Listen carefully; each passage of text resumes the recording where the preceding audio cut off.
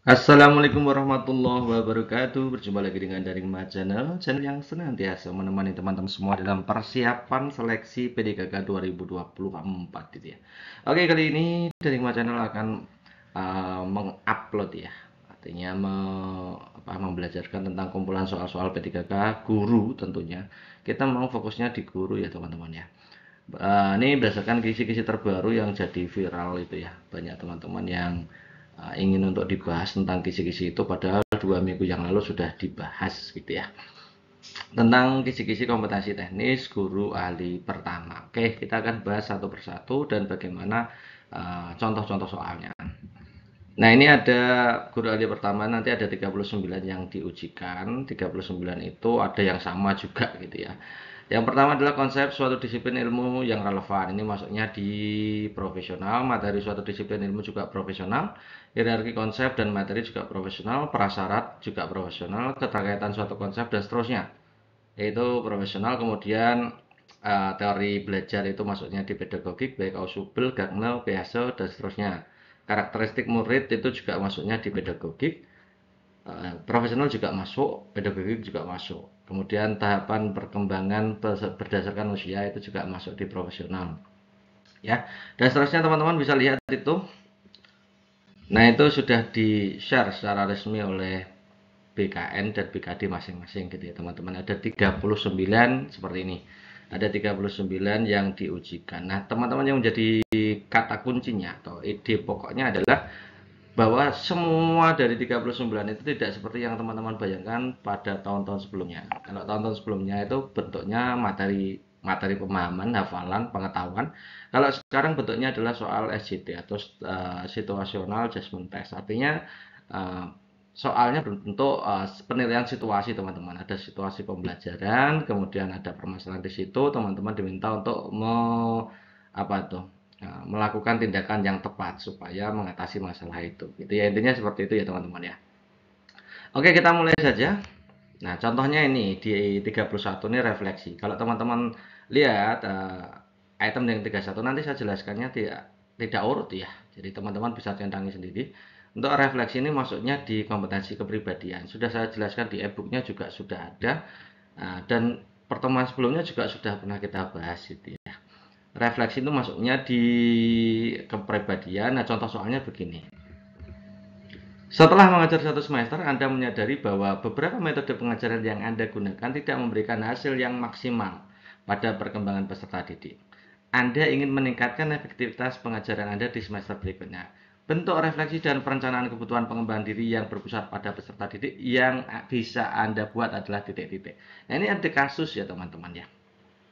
Kasus bahwa Anda menyadari bahwa metode pengajarannya tidak pas gitu ya. Artinya perlu diganti. Nah, kira-kira bentuk refleksinya seperti apa? Kita lihat teman-teman opsi A sampai E. Nanti langsung kita analisa saja. Yang A merefleksi diri sendiri atas hasil yang kurang memuaskan, oke, dan mencoba menemukan metode pengajaran baru tanpa melibatkan peserta didik. Nah, harusnya setiap dari perencanaan refleksi itu melibatkan peserta didik karena yang menjadi objek pembelajaran kita adalah peserta didik. Jadi kira-kira yang A ini skornya bukan skor maksimal. Nanti kita akan analisa yang skor maksimalnya saja ya. Oke, yang kedua, mendiagnosa metode pengajaran yang mereka anggap efektif. Nah, metode pengajaran yang mereka anggap efektif, mereka di sini adalah peserta didik gitu ya. Mendiagnosa metode pengajaran yang peserta didik anggap efektif dan merencanakan strategi baru berdasarkan masukan dari peserta didik dan rekan sejawat. Dan ini ada kolaborasi antara peserta didik, rekan sejawat, dan Anda sendiri dalam melakukan refleksi dan tindak lanjutnya. Jadi B ini sangat bagus sekali. Kita kasih centang aja. Ini kemungkinan jawabannya di sini. Yang C, merasa metode pengajaran sudah efektif dilakukan, hasil refleksi yang ada belum tentu uh, menunjukkan hasil yang sebenarnya. Ini berarti tidak pandai melakukan refleksi. Yang menggunakan hasil refleksi menjadi bahan renungan diri agar menjadi semester berikutnya menjadi lebih baik lagi. Tapi ini bentuk refleksinya adalah hanya sebagai renungan diri, tidak melakukan tindak lanjut gitu ya. Tidak jelas tindak lanjut yang akan dilakukan, maka kita silang aja. Kemudian yang E, mengikuti pelatihan profesional secara mandiri dan menguji cobakan penerapan semua metode yang dipelajari pada peserta didik. Oke, kalau mengikuti pelatihan profesional sama mandiri, oke, bisa. Kalau menguji cobakan penerapan semua metode ini tidak tepat. Kan karena masalahnya dari masing-masing sekolah itu berbeda-beda ya teman-teman ya. Jadi kita silang aja, maka jawaban terbaiknya pasti opsi B. Skor 5-nya ada di opsi B. Nah, itu untuk refleksi. Next berikutnya kita masuk loncat ke indikator 39, teman-teman bisa lihat 39 itu perencanaan karir dan pengembangan potensi. Ini sama seperti refleksi ya. Pengembangan potensi diri itu berdasarkan hasil refleksi. Nah, jadi ada hubungannya antara refleksi dengan perencanaan pengembangan karir dan potensi diri. Nah, contoh soalnya begini teman-teman. Anda baru saja menghadiri sebuah workshop tentang metode pengajaran inovatif yang dapat meningkatkan partisipasi peserta didik dalam pembelajaran. Nah, biasanya soal-soalnya tentang pengembangan diri itu hubungannya dengan workshop dan pelatihan gitu ya. Kemudian, namun ketika mencoba menerapkan metode tersebut di kelas, Anda menemukan bahwa tidak semua peserta didik merespon dengan baik. Sebagai seorang guru yang berkomitmen untuk menggunakan cara adaptif dalam pengembangan diri demi meningkatkan pembelajaran yang berpusat pada peserta didik, tindakan yang sebaiknya Anda lakukan kira-kira apa? Oke, kita lihat opsi A. Mengumpulkan umpan balik dari peserta didik mengenai metode pengajaran Anda, oke. Kemudian merencanakan pengembangan diri berdasarkan umpan balik tersebut. Jadi umpan baliknya berasal dari siswa. Oke, good ya. Ini bagus, kita centang aja. Yang kedua, mengajak peserta didik untuk melakukan refleksi bersama. Jadi refleksi kolaboratif lebih bagus berarti ya. Dan berdiskusi tentang apa yang dapat ditingkatkan dalam proses pembelajaran. Oke, ini berarti melakukan refleksinya adalah kolaboratif bersama peserta didik. Ini lebih bagus daripada opsi A. Kalau opsi A itu refleksinya sendiri gitu ya. Tidak kolaboratif. Yang C, mengabaikan hasil refleksi, ini jelas kita silang aja. Yang D, membaca literatur dan mengikuti pelatihan terkait metode pengajaran baru tanpa mempertimbangkan kebutuhan spesifik peserta didik, ini tentu saja kita silang ya. Yang E, menyusun rencana pengembangan diri berdasarkan hasil refleksi Anda sendiri, berarti ini tidak melibatkan peserta didik. Ini tidak boleh ya teman-teman. Jadi selama kita melaksanakan pembelajaran, melakukan metode pembelajaran itu dianggap efektif atau tidak efektif itu kalau berkesan untuk peserta didik, artinya mengena untuk peserta didik ya. Nah, kalau refleksi diri sendiri lah terus bagaimana maknanya gitu ya. Oke, jadi jawabannya kalau yang terbaik antara A dan B ini terbaik opsinya. Nah, lebih baik mana antara A dan B? Kalau A itu cenderung pasif ya, kegiatan refleksinya pasif, siswa memberikan masukan, kemudian dari masukan itu guru melakukan perbaikan. Kalau yang B itu bersama-sama baik ketika refleksi maupun diskusi untuk tindak lanjutnya juga bersama-sama, maka skor B-nya saya kira lebih tinggi daripada skor A. Poin berikutnya, kita masuk ke kisi-kisi 34, itu kode etik guru. Kode etik guru itu terkait dengan nanti teman-teman akan disajikan situasi di mana teman-teman itu disajikan situasi tentang pelanggaran kode etik. Biasanya seperti itu. Nah, seperti contoh ini teman-teman. Nah, sebagai pengelola dana BOS, Bu Ana diminta oleh kepala sekolah membuat kwitansi kosong. Belakangan, Bu Ana tahu jika kepala sekolahnya membeli laptop baru dan menggunakan kwitansi kosong yang pernah dibuatnya untuk kegiatan yang sebenarnya tidak pernah ada. Yang akan Anda lakukan kira-kira kalau jadi Bu Ana? Nah, ini artinya ada ketidakjujuran di situ. Ini bertentangan dengan etika kita sebagai seorang pegawai atau pendidik ya tentunya gitu. Kita lihat opsi A, merasa menyesal, oke, secara pribadi menyesal, oke ya. Dan menyampaikan kepada kepala sekolah ketidaknyamanan yang dirasakan atas praktek tidak baik tersebut. Oke, ada komunikasi, ada penyesalan secara pribadi, kemudian mengkomunikasikan penyesalan tersebut kepada atasan yang berbuat tidak jujur tersebut. Oke, good nih, bagus ya. Kita kasih centang aja. Yang B, membiarkan saja. Ini pembiaran ini tidak mungkin ya. Yang C, membuat tulisan lepas di media sosial, ini tentu saja apa namanya itu menyebarkan aib ke lingkungan yang lebih luas. Seharusnya tidak boleh begitu. Lebih baik itu dilaporkan saja ke kepala dinas atau yang lebih tinggi dari itu daripada kita buat tulisan lepas di media sosial. Kemudian ya D, membicarakan dengan sesama kolega guru karena bingung harus berbuat apa, ini juga tidak tepat ya. Kemudian yang E, menyesal telah menuruti perintah. Oke, ini good ya, ada penyesalan. Tanpa mencoba melakukan sesuatu, ini berarti kurang ya.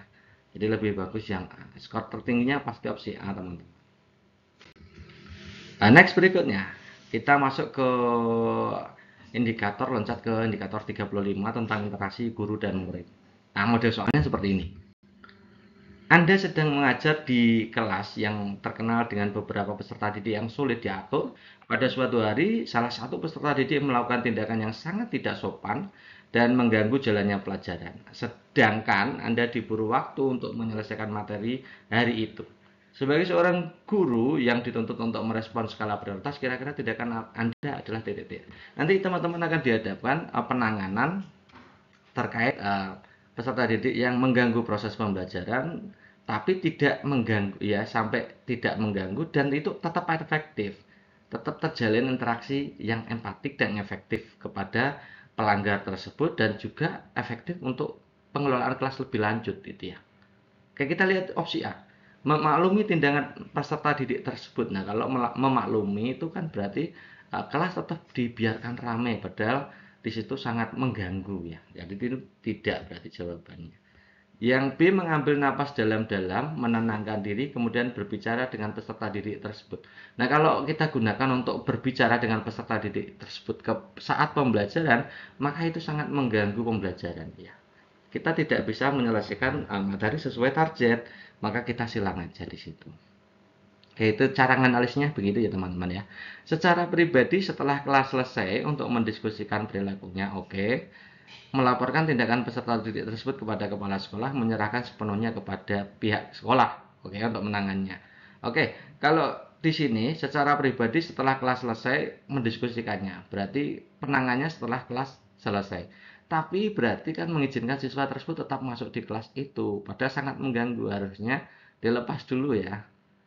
Nah, gangguan itu. Nah, jadi selama Anda menerangkan materi, di situ ada potensi gangguan dari peserta didik tersebut. Nah, kita silang aja di situ. Yang dia menegur peserta didik tersebut dengan keras di depan seluruh kelas. Nah, ini jelas tidak mungkin, tidak mencerminkan interaksi guru murid yang empatik ya. Ini kita silang aja.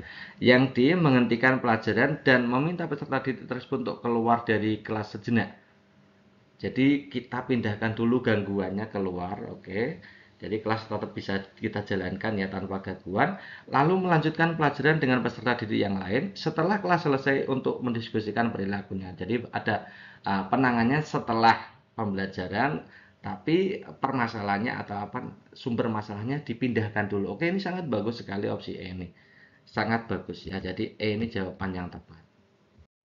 Oke teman-teman, sebelum kita melanjutkan ke indikator berikutnya, teman-teman bisa uh, mendapatkan semua jenis soal seperti yang kita bahas ini pada ebook yang terbaru dari My Channel, ebook PPPK Guru 2024 sesuai kisi-kisi resmi yang 39 itu, tapi sudah kita pecah ya dari kompetensi teknis yang 39 itu sebenarnya diambil, disarikan dari peraturan Dirjen GTK nomor 2626 teman-teman. Jadi yang 39 itu sebenarnya intisari dari per Dirjen GTK nomor 2626. Silakan teman-teman cek di situ. Kita sudah pernah bahas di video sebelumnya bahwa 39 indikator ini ambil dari per Dirjen GTK nomor 2626. Nah, kompetensi teknis, manajerial, sosiokultural, wawancara semuanya sudah ada di ebook ini. Kemudian jika teman-teman berminat, teman-teman bisa menghubungi chat WA yang saya sudah sampaikan di sini ya. Harganya 50.000. Silakan teman-teman pesan untuk bahan persiapan yang tentunya tidak lama. Kalau hanya mengandalkan video kurang ya teman-teman, kurang lengkap di situ. Kalau pakai ebook tuh lengkap sekali gitu ya teman-teman ya. Oke. Next kita lanjutkan untuk kita loncat ke indikator 3 ya, hierarki konsep dan materi suatu disiplin ilmu. Nah, tentang hierarki konsep ini, teman-teman nanti akan disajikan soal tentang urutan dalam kita mengajarkan suatu konsep gitu ya. Bentuk soalnya seperti ini, teman-teman. Oke, contohnya begini.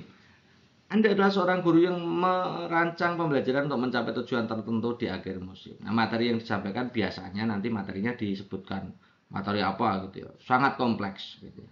Sehingga Anda perlu menyusun pembelajaran secara terstruktur dan berurutan. Nah, ini ada kata-kata terstruktur berurutan. Berarti kita ambilnya nanti aktifnya berdasarkan indikator tadi kan gitu ya.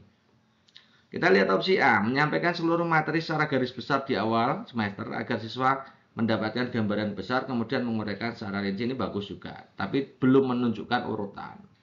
Disampaikan semua tapi urutannya belum kelihatan. Yang B, menyusun materi dari konsep paling dasar hingga yang paling kompleks secara bertahap, memastikan siswa memahami satu konsep sebelum melanjutkan ke konsep berikutnya. Ini dia bagus sekali, dia memetakan materi. Yang opsi B itu mencerminkan suatu usaha guru memetakan materi dari yang sederhana ke sulit, dari yang mudah ke kompleks gitu ya. Kemudian B ini bagus ya, kita kasih centang dulu. Yang C, memberikan materi yang paling penting terlebih dahulu, meninggalkan materi yang kurang penting. Ini salah, tidak sesuai.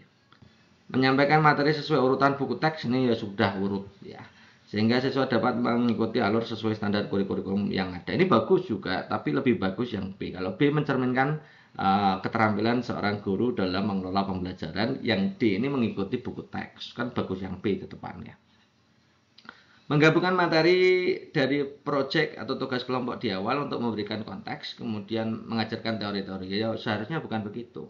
Ajarkan teori dulu, baru ke, kalau proyek itu kan kompleks ya. Proyek itu kompleks, harusnya kasih teori-teori sederhana dulu sebelum melakukan proyek. Ini kebalik cara berpikirnya. Ya. Maka jawaban terbaiknya adalah B. Ini skornya 5 di situ. Nah, Anda adalah seorang guru matematika sedang mempersiapkan materi tentang persamaan dan persamaan kuadrat. Tujuan utama dari pembelajaran ini adalah agar siswa mampu memahami konsep dasar persamaan kuadrat, cara penyelesaiannya, dan penerapannya dalam kehidupan sehari-hari.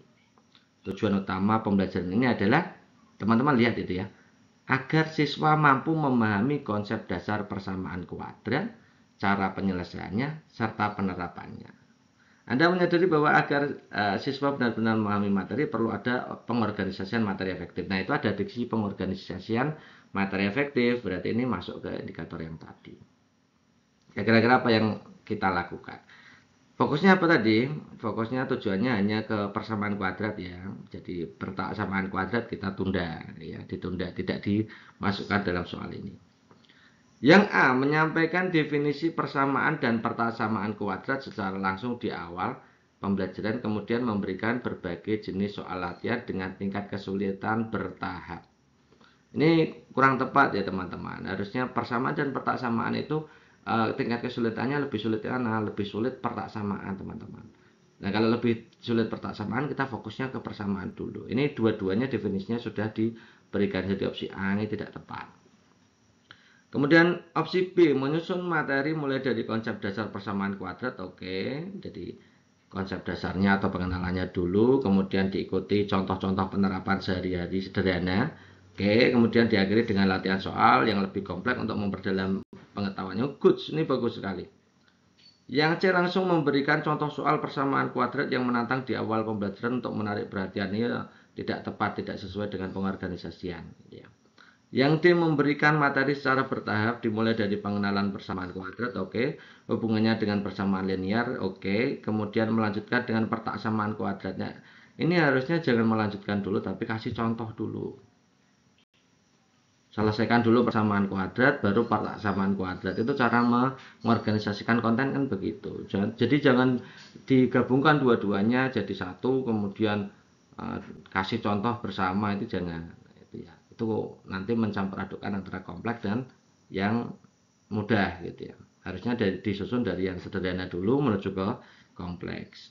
Yang E, mengajak peserta didik membaca mempelajari secara mandiri konsep dasar persamaan dan persamaan sehingga di kelas dapat lebih fokus. Ini lebih parah lagi. Skor terendahnya mungkin di E ini. B dan D ini dua-duanya bagus, tapi D ini condong pengorganisasian kurang teratur ya. Jadi B ini jawaban terbaiknya. B jawaban terbaiknya ya. Oke, indikator berikutnya tentang ke-36 ya, indikator 36 tentang school safety. School safety itu artinya sekolah aman. Artinya dalam pembelajaran itu teman-teman diminta untuk menciptakan kondisi pembelajaran yang aman dan nyaman untuk peserta didik. Aman dari rasa bullying, aman dari rasa ketakutan, kecemasan, aman pada penyelenggaraan sarana dan lain-lain gitu ya teman-teman ya. Nah, bagaimana menciptakan pembelajaran yang aman? Contoh soalnya bagaimana? Silahkan teman-teman simak contoh berikut. Saat mengajar di kelas, Anda mendapati beberapa siswa tampak ragu untuk bertanya atau berpendapat. Bahkan ketika Anda sudah memberikan kesempatan, mereka tampak cemas dan lebih memilih diam. Apa yang Anda lakukan untuk menciptakan rasa aman dan nyaman? Nah, seperti ini teman-teman. Saya kasih buat hitam itu. Artinya itu sesuai dengan indikator yang tadi. Oke, jadi ini ada siswa yang kira-kira tidak berani berpendapat karena tidak pede mungkin ya. Kemudian Anda sudah memberi kesempatan tapi tetap tidak berani berpendapat, ada kecemasan dan memilih diam. Takut salah lah gitu kalau maju. Oke ya, kita lihat ya. Kira-kira kita lihat tindakan mana yang menambah kecemasan peserta didik atau yang kira-kira itu sangat kondusif untuk peserta didik, yang nyaman untuk peserta didik gitu ya. Yang A, meminta peserta didik yang cemas tadi untuk mencoba bertanya, menjawab di depan kelas, tambah takut, tambah cemas gitu ya. Yang A mesti bukan itu ya. Kalau sudah takut disuruh maju ya tambah takut. Ya. Yang B, menyediakan sesi diskusi kelompok kecil di mana siswa dapat menyampaikan pertanyaan atau pendapat mereka lebih luas tanpa takut dinilai oleh banyak orang. Ini sangat nyaman. Jadi suruh diskusi di dalam kelompok kecil biar saling bertanya. Kemudian berpendapat sesuka-sukalah tanpa takut dinilai banyak orang. Ini sangat nyaman pembelajarannya. Bagus yang B ini ya. Yang C, memberikan penghargaan kepada siswa yang berani bertanya atau berpendapat di kelas dengan harapan ini memotivasi siswa lain. Oke, ini bagus, tapi biasanya ini tetap saja untuk yang siswa yang takut ya tetap takut. Yang sudah berani ya berani bertanya, terus yang takut ya tetap takut. Ya, jarang pengimbasan seperti ini dari siswa yang berani atau percaya diri dengan siswa yang takut. Jarang, sedikit sekali pengimbasan. Malah nanti yang diberikan penghargaan hanya orang-orang itu saja kan. Yang D, menyampaikan kepada siswa bahwa tidak ada jawaban yang salah dan memberikan dukungan secara verbal pada setiap kontribusi yang mereka berikan sehingga mereka merasa diterima apapun jawaban mereka. Ini sangat nyaman juga. Sangat nyaman. Tapi bentuknya adalah bentuk persuasi, penyampaian gitu ya. Kalau yang B bentuknya adalah bentuk situasi, penciptaan situasi dalam kelompok belajar. Yang D itu bentuknya penyampaian, nasihat, persuasif gitu ya. Kemudian yang E, ya bagus mana antara persuasif dengan tindakan, ya bagus tindakan gitu ya. Yang E, menetapkan aturan kelas yang ketat, ini jelas tambah menimbulkan kecemasan. Gitu ya, enggak usah dibaca lebih lanjut karena penetapan aturan kelas yang ketat itu jelas itu menekan anak ya, tambah cemas, tambah stres gitu ya. Sangat tidak nyaman dalam pembelajaran. Kira-kira B, C, D tadi yang paling ya, yang paling bagus adalah yang B. Kemungkinan kedua, skor tertinggi kedua adalah yang D. Kemudian C. Ya, kemudian A yang terakhir. Ini kan mudah dibaca. Oke, indikator berikutnya, indikator ke-22, loncat ke-22 tentang behavior modification and habit formation ya. Tentang behavior modification itu artinya modifikasi dari lingkungan belajar dan pengelolaan perilaku ya. Jadi pengelolaan perilaku dan pembiasaan ini penting ya. Nanti model-model soalnya kira-kira tentang pengelolaan perilaku sulit itu juga masuk di sini. Jadi pengelolaan perilaku sulit itu masuk di soal-soal indikator 22. Contoh soalnya seperti ini, teman-teman. 24. Anda adalah seorang guru di sekolah X. Salah satu siswa di kelas sering menyela Anda saat menjelaskan materi dan menunjukkan sikap kurang sopan. Nah, ini perilaku sulitnya siswa di situ. Setelah beberapa kali diperingatkan, siswa tersebut masih belum menunjukkan perubahan perilaku. Apa yang akan Anda lakukan? Oke, tadi teman-teman ingat ya trik yang saya berikan ya. Hindari pemakluman, hindari hukuman, kemudian ciptakan suasana nyaman, jangan menghardik dan lain-lain. Kita lihat opsi A, memberikan hukuman yang lebih keras. Ini berarti bukan jawabannya. Hasilnya bukan jawaban dengan skor tertinggi gitu ya. Karena soal SJT semuanya berskor teman-teman. Kalau saya analisa opsi jawabannya berdasarkan skor nanti terlalu lama kita bahasnya gitu ya. Oke, yang B, meminta siswa tersebut untuk keluar kelas sementara agar dia bisa merenungkan kesalahannya sebelum kembali. Ini juga sebenarnya bentuk hukuman ya, tapi ringan. Ini kita juga silang aja. Mengajak siswa tersebut berbicara empat mata. Oh, berarti pendekatan empati personal ya. Untuk mencari tahu alasannya di balik perilakunya, mencari solusi. Ini good ya. Ini bagus ya. Yang D itu mengabaikan perilaku. Kalau mengabaikan jangan dipilih. Yang M, mengalihkan perhatian siswa dengan memberi tanggung jawab tertentu di kelas, ini bagus juga. Tapi yang lebih mengedepankan pendekatan empati atau pendekatan personal, mencari solusi, pembinaan perilaku, jelas C. Nah, begitu cara jawabnya. Teman-teman bisa coba ini, silakan teman-teman. Next, berikutnya kita loncat ke indikator 19 tentang kesepakatan dan kebiasaan positif di lingkungan belajar. Nanti teman-teman pada soal indikator ke-19 ini, teman-teman akan disajikan bagaimana pengelolaan kelas yang berpusat pada peserta didik. Artinya apa? Segala keputusan kita terkait aturan yang cocok untuk diberlakukan di kelas kita itu berdasarkan pada kebutuhan, berdasarkan pada karakteristik ya. Nah, kemudian disusun berdasarkan keputusan bersama. Jadi kata kuncinya ada kesepakatan bersama. Kalau ada apa-apa dibicarakan secara bersama, baik guru dengan murid gitu ya. Guru dengan peserta didik bersama-sama menentukan kesepakatan kelas. Nah, model soalnya seperti ini, teman-teman. Nah, ini ada. Yang saya bold hitam itu pengelolaan kelas berpusat pada peserta didik. Berarti gunakan trik yang saya berikan tadi. Saya bacakan dulu ya. Berdasarkan kesepakatan belajar yang dibuat bersama, ketika ada peserta didik yang terlambat mengumpulkan tugas akan dikenai pengurangan nilai. Pada suatu waktu terdapat peserta didik yang terlambat mengumpulkan tugas karena alasan sakit. Langkah yang sebaiknya Anda ambil dalam menerapkan pengelolaan kelas berpusat pada peserta didik. Jadi kalau sudah ada kesepakatan tapi tiba-tiba ada anak yang tidak mengumpulkan tugas atau terlambat mengumpulkan tugas karena sakit, berarti kesepakatannya itu kan ada celahnya di situ. Masih ada perlu kebutuhan siswa yang darurat yang perlu dimasukkan dalam kesepakatan kelas itu kan. Gitu ya. Jadi kebutuhannya siswa bagaimana? Kalau misalkan opsi A, tetap memberikan pengurangan nilai sesuai kesepakatan kelas. Itu kira-kira peserta didik yang sakit tadi kira-kira bahagia apa tidak? Berkebutuhan dengan nilai itu apa tidak? Iya kan? Teman-teman yang lain kira-kira memaklumi tidak kalau sakit? Itu teman-teman harus memikirkan. Gitu ya. Jadi secara normal itu semua orang mengendaki di dalam kelas itu ya, mengendaki agar tetap bahwa siswa tersebut yang sakit mendapatkan dispensasi. Itu naluriahnya. Ya. Oke, berarti yang A ini kira-kira bukannya. Mengingatkan peserta didik mengenai pentingnya menjaga komitmen, ini pengingatkan ini juga bagus tapi pasti bukan yang terbaik gitu ya. Memberikan pengecualian terhadap kasus tersebut karena alasan yang dibenarkan ini disenangi banyak peserta didik. Ya. Mengajak peserta didik meninjau kembali kesepakatan kelas yang dibuat dengan menambahkan aturan pengecualian. Goods, ada apa namanya itu, analisis dan evaluasi dari kesepakatan kelas, memasukkan unsur baru sesuai kebutuhan siswa. Di situ ada bersama-sama dengan peserta didik, artinya mengambil keputusan secara bersama, tidak sepihak, tidak otoritarian gitu ya. Yang meminta peserta didik memaklumi keadaan darurat. Ini kalau ada kata-kata memaklumi dibuang saja gitu ya. Jadi B, C, D ini bagus semua. Tapi dari B, C, D ini yang terbaik opsi D, teman-teman.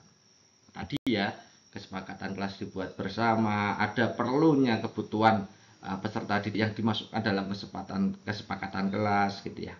Jadi jawaban terbaiknya opsi D. Next, berikutnya tentang desain pembelajaran indikator ke-24. Jadi nanti teman-teman akan disajikan suatu kasus tentang desain pembelajaran. Nah, desain ini banyak sebenarnya. Contoh soalnya banyak, kita ambil satu aja ya. Desain pembelajaran bagaimana teman-teman menciptakan suatu rancangan pembelajaran yang intinya itu menguatkan keterlibatan peserta didik dalam pembelajaran. Karena di kurikulum yang terbaru ini fokusnya adalah berpusat pada peserta didik atau student center learning. Kita sudah mengabaikan yang model dulu ya tentang teacher center learning ya. Itu sudah diabaikan. Jadi nanti untuk desain pembelajaran itu bisa soalnya tentang langkah-langkah pembelajaran model, kemudian menetapkan media juga masuk di desain pembelajaran, kemudian bagaimana kita membentuk kelompok juga termasuk desain pembelajaran. Nah, contoh soalnya seperti ini. Ini contoh soalnya panjang sekali. Anda adalah seorang guru yang berusaha menerapkan strategi pembelajaran yang berpusat pada peserta didik. Dalam kegiatan pembelajaran, Anda ingin mengoptimalkan keterlibatan peserta didik agar mereka lebih aktif, mandiri dalam memahami materi. Kira-kira tindakan yang Anda lakukan apa? Yang A, menggunakan pembelajaran berbasis proyek yang memungkinkan peserta didik mengeksplorasi materi secara mandiri. Oke, good. Bekerja dalam kelompok untuk menghasilkan solusi produk nyata. Oke, bagus sekali yang A. Yang B, menyampaikan materi secara penuh dengan ceramah. Ini tidak berpusat pada peserta didik. Yang B. Yang C, mengadakan diskusi kelas dengan pertanyaan terbuka yang mengundang peserta didik untuk berpikir. Kalau menggunakan pertanyaan terbuka ini fokusnya masih ke guru ya, masih ke guru. Jadi C dan A ini bagus yang A. Lebih kemandiriannya lebih A ya. Tapi C ini juga skornya tinggi saya kira. Memberikan tugas individu secara rutin agar peserta lebih sering berlatih. Ini mandirinya bagus tapi aktifnya keterlibatannya kurang yang C ini. Yang E, mengikuti langkah-langkah dalam buku teks ini jelas tidak tepat ya. Yang paling tepat ya opsi A ini. Ini salah semua ya, kita silang aja. Oke, next indikator berikutnya, indikator ke-26, nah, berpikir kritis. Nah, bagaimana teman-teman nanti disajikan suatu kasus, bagaimana teman-teman itu bisa menciptakan suatu kondisi pembelajaran di mana pembelajaran itu bisa merangsang peserta didik untuk berpikir kritis. Model soalnya seperti ini. Seperti apa? Ini contohnya ini teman-teman. Anda merencanakan pembelajaran dengan kunjungan ke lingkungan sekitar sekolah. Peserta didik akan diajak mengamati tanaman di halaman sekolah yang dalam kondisi layu. Nah, strategi yang Anda pilih untuk melatih kemampuan menyelesaikan masalah dan berpikir kritis kira-kira apa? Nah, ini yang jadi fokus adalah tadi menumbuhkan minat dan nalar kritis ya. Berpikir kritisnya yang menjadi fokus utama, teman. Sekarang kita analisa dari tindakan A sampai E ini kira-kira yang mengaktifkan peserta didik untuk berpikir kritis yang mana. Tadi saya sudah menjelaskannya. Di awal pembelajaran biasanya bernalar kritis atau berpikir kritis. Kemudian setelah itu baru kreatif, kemudian diskusi kolaboratif, baru menyajikan atau presentasi. Ya, kita lihat opsi A. Meminta peserta didik mengidentifikasi masalah terlebih dahulu, berarti di awal. Benar ya, ini berpikir kritis. Kemudian yang kedua meminta peserta didik membuat rencana. Membuat rencana itu berarti sudah menyusun strategi. Itu berarti ada ide yang di situ muncul. Mengumpulkan ide-ide untuk menyelesaikan masalah. Nah, itu berarti masuknya di ide kreatif ya. Kemudian meminta peserta didik menyelesaikan masalah tanaman layu. Itu berarti sudah menyelesaikan ya. Menyelesaikan itu tahapnya sudah problem solving sebenarnya. Menyelesaikan masalah. Yang D, meminta peserta didik menganalisis solusi. Kalau analisis maksudnya dikritis, critical thinking. Meminta peserta didik membuat satu kesimpulan. Kesimpulan itu maksudnya di problem solving gitu ya. Jadi jawabannya kalau tidak A, ya D. Nah, kalau A dan D yang duluan yang lebih mana? Yang lebih dulu yang A tentunya teman-teman. Skor tertingginya di awal. Ya, di awal pembelajaran kan memang harus identifikasi masalah terlebih dahulu. Nah, identifikasi masalah itu ya bisa lihat dari sebab-sebabnya. Misalkan ada banjir, sebab banjirnya apa itu dianalisa lebih dahulu. Gitu ya. Itu berpikir kritis. Jadi kemudian kalau misalkan banjir itu kira-kira mengatasinya bagaimana, muncul ide-ide, itu berarti masuknya di creative thinking gitu ya. Soal yang lain, tipe soal yang lain silakan teman-teman cek ya A sampai ini kira-kira yang mengaktifkan bernalar kritis atau berpikir kritis yang mana. Saya bacakan dulu soalnya. Anda seorang guru berharap peserta didiknya mampu menjelaskan dan membuktikan teorema Pythagoras dan triple Pythagoras. Langkah pembelajaran yang Anda lakukan bertujuan untuk menumbuhkan kemampuan berpikir kritis. Teman-teman tidak usah terlalu memusingkan tentang temanya di situ kok matematika. Tidak apa-apa, nanti teman-teman pakai pada tema yang lain pun juga bisa. Selama teman-teman itu tahu triknya, gitu ya. Strategi yang Anda lakukan kira-kira apa? Kita lihat opsi A. Itu sudah saya bold hitam ya. Jadi teman-teman bold hitam itu mencerminkan teman-teman yang perlu difokuskan di situ. Yang A, meminta peserta didik menganalisis langkah-langkah pembuktian teorema Pythagoras. Menganalisis maksud apa? Berpikir kritis ya, masuk. Kemudian memberikan rumus teorema Pythagoras, meminta peserta didik menghafal. Menghafal itu bukan termasuk critical thinking, itu berpikir tingkat rendah gitu ya. Berpikir tingkat rendah atau low order thinking gitu ya. Nggak usah dipikirkan kalau yang B itu skornya pasti rendah sekali gitu ya. Yang C mengajak peserta didik berdiskusi, oke, dalam kelompok tentang penerapan teorema Pythagoras dalam berbagai kasus nyata. Kemudian meminta sekelompok menyajikan hasil. Diskusi itu maksudnya kolaboratif, collaboration. Kemudian menyajikan hasil maksudnya dikomunikasi ya. Jadi bukan berpikir kritis tapi maksudnya di kolaborasi dan komunikasi yang C. Yang D meminta peserta didik meneliti asal-usul teorema Pythagoras, menuliskannya dalam esai, mempresentasikan hasil penelitiannya. Mempresentasikan tadi maksudnya di komunikasi. Meskipun meneliti asal-usul ini kurang jelas ya, meneliti itu dimulai dari apa? Bisa critical thinking, kemudian bisa ke creative thinking juga. Tapi yang lebih bagus yang A, analisis ya. Yang E memberi contoh-contoh soal triple Pythagoras, kemudian meminta peserta didik mencari pola. Mencari pola ini masuk critical thinking teman-teman. Tapi di situ membuat kesimpulan. Jadi yang A dan yang E ini bagus yang mana? Tentu yang lebih bagus yang A. Ya, lebih bagus yang A. A skornya 5, E skornya 4, kemudian D. Ya, kemudian C yang terakhir yang paling buruk adalah menghafal. Skornya satunya di B. Jadi soal SJT itu semuanya berskor teman-teman. Jangan sampai ada nanti ya, ketika waktunya habis tidak ada yang tidak dikerjakan. Jadi semua harus dikerjakan gitu ya. Karena setiap opsi pilihan gandanya berskor. Kalau tidak dijawab skornya 0 gitu ya. Indikator berikutnya tentang teori Gagne. Ini teori Gagne di indikatornya ada 2 item ya, 2 per 3 item itu banyak sekali. Itu sama tentang teori Gagne. Sebenarnya teori Gagne itu berhubungan dengan teori pengkondisian lingkungan belajar ya. Artinya apa? Bagaimana teman-teman itu menggunakan lingkungan belajar itu dalam kegiatan pembelajaran. Nah, bagaimana teman-teman itu bisa menyelenggarakan pembelajaran dengan memanfaatkan lingkungan sekitar, gitu ya. Sebagai sumber belajar tentunya, misalkan pasar gunakan sebagai sumber belajar, rumah ibadah jadikan sumber belajar, lingkungan di sekitar jadikan sumber belajar. Nah, contoh model soalnya begini dan cara menjawabnya tentunya. Ya, ini contohnya ini. Anda adalah seorang guru mengajar di sekolah yang lingkungan sekitarnya adalah peternakan ikan diternakan di kolam. Nah, pada pertemuan yang akan datang, Anda mengajak peserta didik belajar menentukan volume balok. Kira-kira desain pembelajaran yang dilakukan guru tersebut yang sesuai dengan kondisi lingkungan peserta didik adalah titik-titik. Makanya di situ ada soalnya saya bold hitam ya, artinya kita menggunakan indikator tadi gitu ya.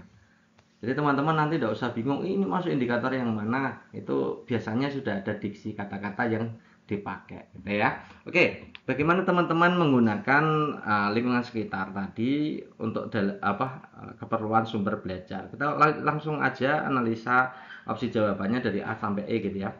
Kita lihat opsi A, guru mengajak peserta didik belajar di luar, mengamati kolam ikan yang berbentuk balok dan meminta peserta didik mengukur panjang, lebar, kedalaman kolam dan meminta peserta didik menghitung volume kolam ikan tersebut. Kira-kira yang A ini menggunakan situasi tadi, situasi lingkungan belajar di peternakan ikan apa tidak? Iya, tentu saja.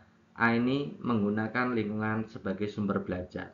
Yang B, guru menjelaskan cara menentukan volume balok, kemudian meminta semua peserta didik mengerjakan soal latihan dan mempresentasikan pekerjaannya. Tidak ada hubungannya dengan lingkungan, jadi jangan dipilih. Yang C, guru menampilkan slide presentasi bangun balok, cara menghitung volume balok, peserta didik mengerjakan soal dan presentasi. Ini juga tidak langsung menggunakan tadi sumber belajar dari lingkungan. Yang D, guru mengajak peserta didik diskusi di kelas permasalahan menghitung balok dan volume dan luas permukaan balok ini juga tidak ada hubungan. Yang E, guru mengajak peserta didik melihat tayangan video permainan renang di aplikasi streaming video dan mengajak peserta didik menghitung volume kolam renang. Ini juga tidak ada hubungan. Yang menggunakan hanya opsi A, maka jawaban terbaiknya pasti A. Skor 5-nya ada di A. Kalau skor 4-nya bagaimana? Pilih yang lebih nyata untuk siswa. Antara yang A ini kan dijelaskan langsung suruh mengerjakan, yang berarti nilainya jelek kan. Yang C pakai slide presentasi lebih bagus. Yang D itu diskusi saja gitu ya. Yang E itu video permainan renang, ini lebih bagus lagi daripada C. Jadi kemungkinan besarnya 5 skor 5-nya di A, skor 4-nya di E gitu ya teman-teman ya. Yang lain tidak usah dipikirkan. Next berikutnya, indikator ke-27 berbagai teknik asesmen di tingkat kelas atau classroom based assessment sesuai dengan tujuan pembelajaran. Jadi nanti teman-teman akan ditanyai tentang berbagai teknik ya. Asesmen ada formatif, ada sumatif, ada tes diagnostik, kemudian teknik-tekniknya, ada tes tertulis, ada portofolio dan lain-lain di situ. Nah, model soalnya seperti ini. Saya kasih contoh beberapa aja ya. Soalnya, ini soalnya begini. Anda sedang merancang asesmen. Ya, ada kata-kata merancang asesmen berarti maksudnya di situ gitu ya. Untuk mengukur pemahaman peserta didik dalam materi sistem pernapasan manusia di kelas. Anda ingin agar asesmen ini berpusat pada peserta didik dan mampu mengakomodasi perbedaan kemampuan belajar mereka. Ini mampu mengakomodasi perbedaan kemampuan belajar mereka. Berarti ini sesuai dengan tadi ya, berpusat pada peserta didik. Oke, kita lihat opsi pilihan gandanya A. Menyusun tes pilihan ganda dengan soal mencakup semua materi sistem pernapasan untuk seluruh siswa. Nah, untuk seluruh siswa ini salah ya teman-teman. Jadi setiap peserta didik punya spek yang berbeda-beda. Kita menggunakan hanya satu tes pilihan ganda untuk seluruh siswa, jelas itu salah. Jadi skornya rendah. Yang B menggunakan tugas proyek di mana setiap peserta didik membuat model sederhana. Setiap peserta didik membuat model, artinya semuanya sama membuat model. Ya, kemudian dijelaskan di depan. Ini juga jelek. Ya. Karena semua peserta didik dikasih proyek. Meskipun proyek itu termasuk berpusat pada peserta didik, tapi ini memastikan bahwa semua peserta didik atau setiap peserta didik itu membuat model sederhana. Ya, kan harusnya bisa menggunakan berbagai model ya untuk untuk konteks yang dimaksud. Yang C, memberikan asesmen tertulis yang terdiri dari soal esai sehingga peserta didik dapat mengungkapkan pemahaman mereka dengan lebih luas. Ini bagus ya. Pakai esai biar bisa nulis semuanya. Tapi kelemahannya apa? Kelemahannya tidak semua siswa itu bisa mengerjakan soal esai. Jadi ada kelemahannya. C ini sudah mengakomodasi perbedaan peserta didik ya. Yang D menyediakan asesmen berbentuk permainan edukatif interaktif yang memungkinkan, kalau permainan itu kan berarti semuanya bisa mengikuti permainan ya, yang memungkinkan peserta didik belajar sambil mengerjakan soal sesuai tingkat pemahaman. Ini ada sesuai tingkat pemahaman, berarti ini berpusat pada peserta didik kan, sesuai kebutuhan mereka juga. Yang E membuat kelompok belajar, memberi tugas kolaboratif di mana peserta didik saling berbagi pemahaman tentang sistem pernapasan. Ini bagus juga, tapi di situ tidak bisa untuk mengukur bagaimana perbedaan kemampuan belajar karena soalnya adalah soal bentuknya kolaboratif tugasnya gitu ya, tidak bisa mengukur perbedaan kemampuan belajar masing-masing individu. Jadi jawaban terbaiknya adalah opsi D. Jawaban terbaik kedua, kalau tidak C ya E, dua-duanya ini bagus. Kalau saya condongnya yang C. Kemudian baru E.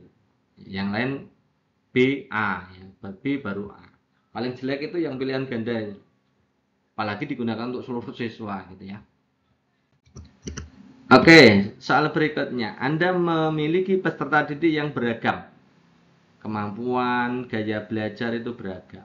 Anda ingin menggunakan metode asesmen yang paling sesuai untuk mengevaluasi pemahaman konsep peserta didik secara individual. Ini ada kata-kata individual, artinya masing-masing gitu ya, dievaluasi pemahaman konsep masing-masing siswa.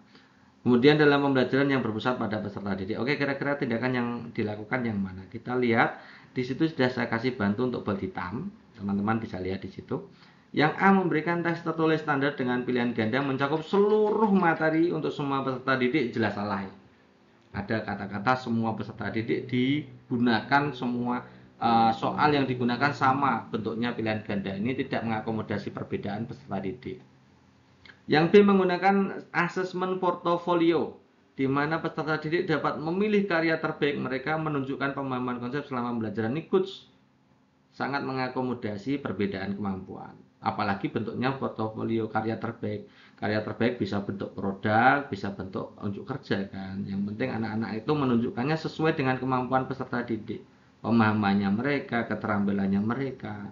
Ini bagus sekali yang B. Yang C menyusun soal esai yang sama untuk seluruh peserta didik, ini jelas salah.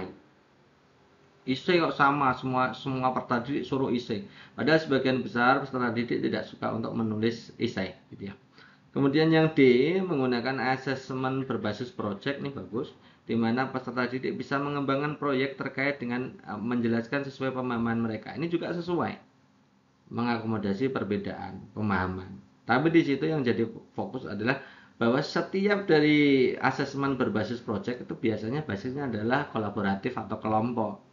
Jadi jarang dipakai untuk individual. Kayak gitu ya. Yang E, mengadakan sesi presentasi individual, ini berarti individual. Setiap peserta didik menyampaikan pemahaman konsep dengan gaya mereka sendiri, ini good juga. Tapi ingat teman-teman, tidak setiap siswa itu pandai berbicara. Jadi yang paling bagus adalah opsi B, baru E, baru D. Ya, B, E, D. B-nya 5, E-nya 4, D-nya 3. Yang jelek ya opsi A, itu jelek ya, berarti satunya di A, kemudian yang di C-nya itu yang 2, gitu ya. Skor terbaiknya pasti opsi yang B. Kita kasih contoh ini. Anda adalah guru bahasa Indonesia, Anda ingin mengetahui kemampuan peserta didik dalam menanggapi informasi penting dari teks yang dibaca. Kalau siswa itu menanggapi informasi, berarti ada pertanyaan seputar informasi. Jadi nanti teman-teman pilih yang ada hubungannya dengan pemberian pertanyaan. Karena di situ tujuannya adalah menanggapi informasi, berarti ada pertanyaan tentang informasi.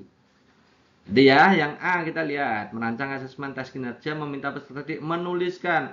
Kalau menuliskan informasi penting dari teks yang dibaca, itu berarti pertanyaan, tidak ada pertanyaan di situ.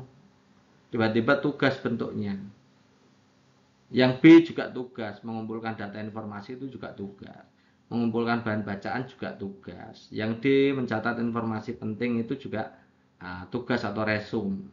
Yang E ini memberikan beberapa pertanyaan, kan kalau ada pertanyaan siswa menanggapi. Kalau menuliskan informasi ya siswa tidak bisa menanggapi.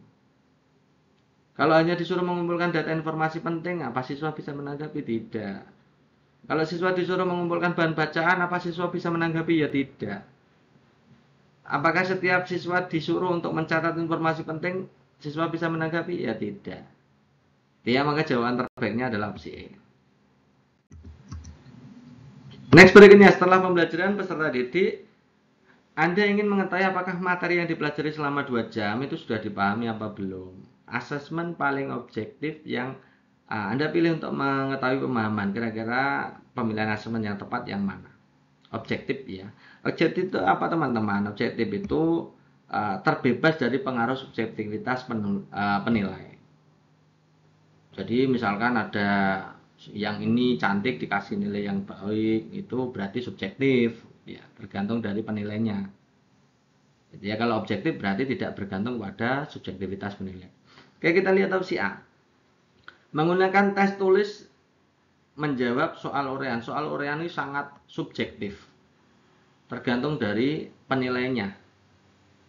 Setiap penilai dengan penilai lain mungkin memberikan skor berbeda karena bentuknya soal urean. Kalau tes pilihan ganda itu semua penilai pasti kalau salah ya salah, benar-benar objektif. Pertanyaan reflektif itu apalagi subjektif sekali. Dari pihak yang peserta didik subjektif, pihak gurunya juga subjektif. Menggunakan tes tulis dengan cara mencongak. Mencongak itu sebenarnya isian singkat teman-teman. Atau langsung mengisi jawabannya. Pendek-pendek itu ya. Itu juga objektif. Lebih bagus mana antara B dan D? Lebih objektif yang D. Kenapa? Kalau yang D itu peserta didik tidak bisa ya selesai. Kalau yang B kan ada unsur opsi pilihan gandanya, ada unsur ngawurnya dan kebetulan benar. Kalau yang D tidak bisa ngawur kan gitu. Jadi sangat objektif. Yang E, tes tertulis menjawab soal urean terbuka ini sangat subjektif, apalagi urean terbuka. Urean tertutup pun itu masih terpengaruh oleh subjektivitas penilai, apalagi terbuka.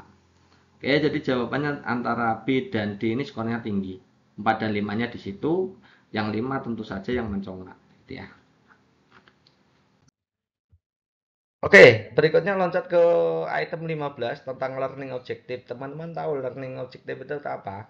Learning objective itu tujuan pembelajaran. Nanti teman-teman akan disajikan suatu permasalahan atau situasi di mana teman-teman nanti diminta untuk menentukan tujuan pembelajaran yang tepat. Nah, tujuan pembelajaran yang tepat teman-teman harus tahu uh, taksonomi Bloom. Makanya learning objective itu tidak bisa dilepaskan dari taksonomi Bloom. Nah, sudah pernah kita bahas di video sebelumnya. Jadi jangan lupa untuk soal-soal pada pembahasan soal yang di video sebelumnya, silahkan teman ulang-ulang itu aja. Ini sebenarnya sudah pernah kita ajarkan ya. Yang lebih lengkap malah video-video sebelumnya. Nah, kita hanya mengklarifikasi bahwa video-video yang kemarin yang sudah kita buat itu memang sudah sesuai dengan kisi-kisi yang ada. Buatkan konsepnya begini. Ada 3 ya. Sebenarnya sikap itu ada 5, keterampilan ada 5 gitu ya. Tapi kita buat yang sederhana seperti ini saja untuk bantu teman-teman untuk menjawab soal-soal yang hubungannya dengan struktur dan alur gitu ya. Yang pertama untuk pengetahuan, itu level paling rendahnya adalah ingatan. Biasanya kata-kata pertanyaan atau tujuan pembelajarannya adalah menyebutkan. C2-nya pemahaman, itu bisa memahami, menjelaskan, mengidentifikasi, itu masuknya di C2. C3-nya penerapan, itu biasanya menerapkan, menentukan, menghitung gitu ya. Kemudian C4-nya analisis, itu kata kerja yang berhubungan adalah menganalisis, menelaah, merinci, mendeskripsikan dan lain-lain.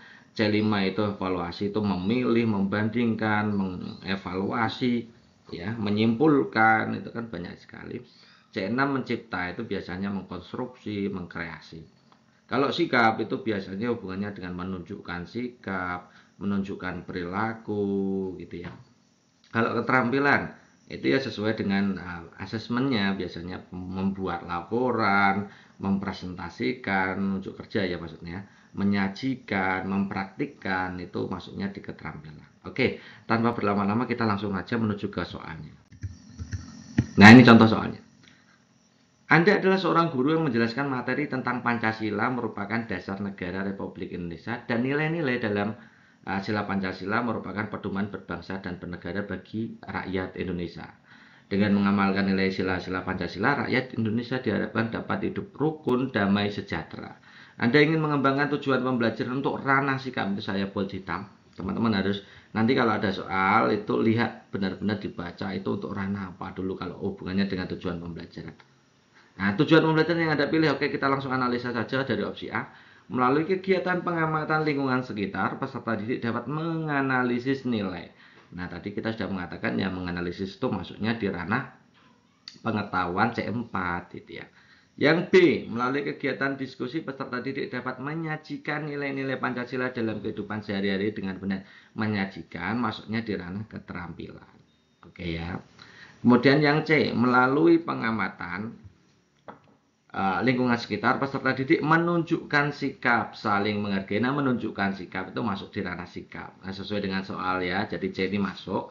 Oke, yang D, melakukan pengamatan lingkungan sekitar, peserta didik dapat menjelaskan sikap. Menjelaskan itu maksudnya di C2. Kemudian yang E, melalui media gambar, peserta didik dapat menganalisis juga pengetahuan.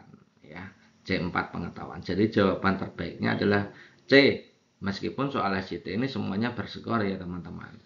Tapi jawaban terbaiknya adalah C. Oke, yang kedua, elemen fase B itu contohnya adalah tujuannya adalah mendeskripsikan keragaman budaya dan upaya pelestarian. Anda akan menyusun tujuan pembelajaran. Kira-kira langkah yang Anda lakukan adalah apa? Itu kata-katanya adalah sabol hitam ya.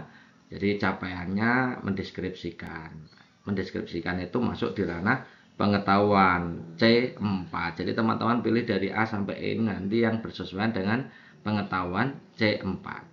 Yang A, menyusun tujuan pembelajaran peserta didik mampu menguraikan. Menguraikan masuk C4 ya.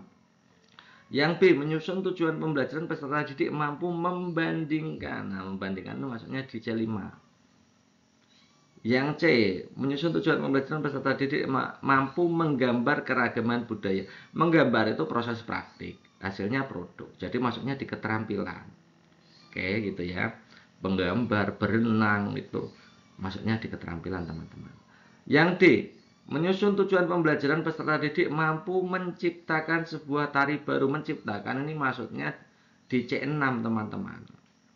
Kemudian yang E, menyusun tujuan pembelajaran peserta didik mampu menunjukkan sikap. Nah, menunjukkan sikap tadi masuk di ranah keterampilan sikap ya. Menunjukkan sikap itu masuknya di ranah sikap. Jadi yang sesuai dengan ranahnya pengetahuan, mendeskripsikan kan pengetahuan.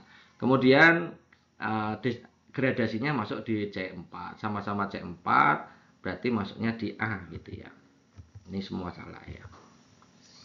Menguraikan C4 membandingkan C5, menciptakan C6. Yang dekat dengan C4 ya C5 itu kemungkinan skor tertingginya A, yang B-nya itu skornya 4, yang D itu skornya 3 gitu ya.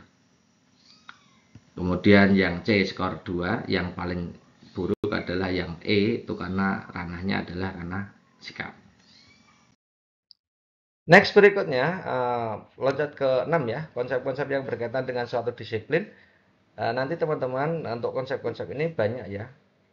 Biasanya konsep-konsep ini teman-teman akan ditanyai tentang hubungan antara suatu konsep dengan peraga, alat peraga, media, permainan, dan lain-lain. Itu macam-macamnya seperti itu. Nah, contoh soalnya seperti ini. Dalam menghadapi permasalahan motivasi belajar peserta didik, Anda memutuskan untuk mengintegrasikan permainan tradisional rantai makanan. Tindakan yang Anda lakukan adalah titik-titik. Jadi, kira-kira media atau media yang Anda pilih dalam menjelaskan atau meningkatkan motivasi belajar siswa itu kira-kira apa dan bersesuaian dengan tujuan integrasi permainan tradisional dalam rantai makanan. Tujuannya adalah untuk rantai makanan, kira-kira apa ya. Kita lihat opsi A, mengintegrasikan permainan tradisional dakon atau congklak dalam pembelajaran rantai makanan. Dakon atau congklak itu tidak ada hubungannya dengan